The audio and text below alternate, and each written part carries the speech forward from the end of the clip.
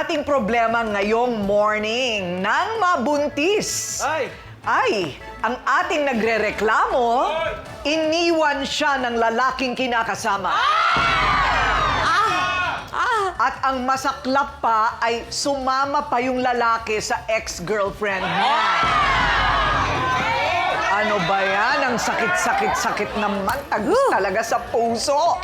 At ngayon, matapos ang hirap sa buhay at pagdadalang tao na pinagdaanan niyang mag-isa, ay gusto siya ngayong balikan ng lalaking nang iwan sa kanya. Magkakapatawaran ba dahil Semana Santa? Kaya ang gusto niyang tulungan natin siya sa kanyang desisyon, magtiwala o wala na. Mala teleserye raw ang naging buhay ni Kring Kring sa piling ng kanyang